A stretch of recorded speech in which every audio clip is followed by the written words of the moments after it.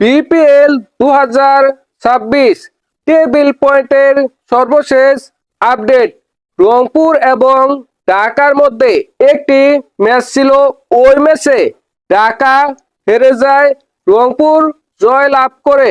সাথে সাথে রংপুর সুপার 4 নিশ্চিত করে ফেলে। দেখেন, এবারে বিপিএলে রংপুর 9টি ম্যাচ খেলেছে, 9টি ম্যাচের মধ্যে 5টি ম্যাচ জয় লাভ করেছে। অন্যদিকে ঢাকা এবারে বিপিএলে 9টি ম্যাচ খেলেছে, 9টি ম্যাচের মধ্যে 2টি ম্যাচ জয় লাভ করেছে।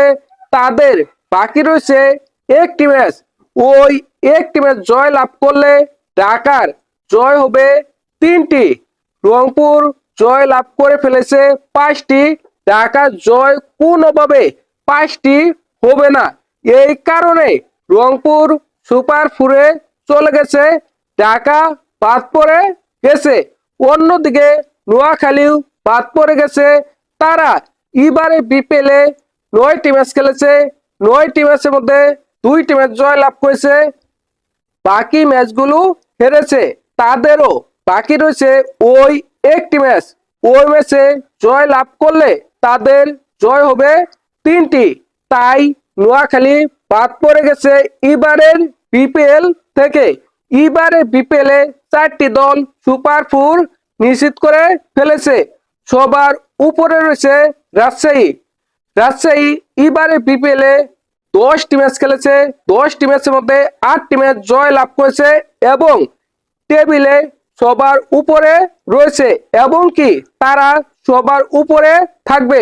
2 নম্বরে রয়েছে চট্টগ্রাম। তারা এবারে বিপিএলে 9টি ম্যাচ খেলেছে, 9টি ম্যাচের মধ্যে 6টি ম্যাচ জয় লাভ করেছে। তাদের বাকি রয়েছে একটি ম্যাচ। ওই একটি ম্যাচ জয় লাভ করলে তারা টেবিল পয়েন্টের 2 নম্বরে থাকবে, 1 নম্বরে যেতে পারবে না। আর যদি ওই ম্যাচটা হেরে যায় তারপরেও তারা টেবিল পয়েন্টে 2 নম্বরে থাকবে, তারা 3 নম্বরে যাবে না। তাই 1 এবং 2 নম্বরের মধ্যে প্রথম কোয়ালিফাই ম্যাচ হবে, অর্থাৎ প্রথম কোয়ালিফাই ম্যাচ হবে রাজশাহী এবং চট্টগ্রামের মধ্যে। টেবিল পয়েন্টের 3 নম্বরে রয়েছে সিলেট। তারা এবারে বিপিএলে 10টি ম্যাচ খেলেছে, 10টি ম্যাচের মধ্যে 5টি ম্যাচ জয় লাভ করেছে। তাদের আর কোনো ম্যাচ বাকি নেই। 4 নম্বরে রয়েছে রংপুর। এবারে বিপিএলে রংপুর 9টি ম্যাচ খেলেছে, 9টি ম্যাচের মধ্যে 5টি ম্যাচ জয় লাভ করেছে। তারা রয়েছে টেবিল পয়েন্টে 4 নম্বরে।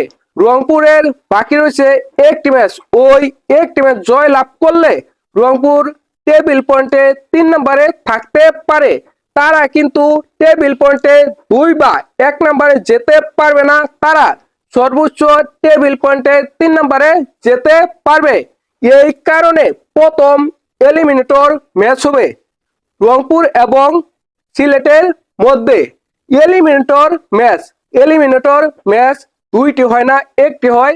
এই কারণে এলিমিনেটর ম্যাচ হবে রংপুর এবং সিলেটের মধ্যে এবং প্রথম কোয়ালিফাই ম্যাচ হবে চট্টগ্রাম এবং রাজশাহীর মধ্যে। প্রথম কোয়ালিফাই ম্যাচে যে দল হেরে যাবে এবং এলিমিনেটর ম্যাচে যে দল জয় লাভ করবে, এই 2টি দলের মধ্যে হবে দ্বিতীয় কোয়ালিফাই ম্যাচ। এবারে বিপিএলে 4টি দল সুপার 4 নিশ্চিত করেছে। 1 নম্বর রাজশাহী, 2 নম্বর চট্টগ্রাম, 3 নম্বর সিলেট, 4 নম্বর রংপুর। বাদ পড়েছে 2টি দল, 1 নম্বর ঢাকা, 2 নম্বর নোয়াখালী।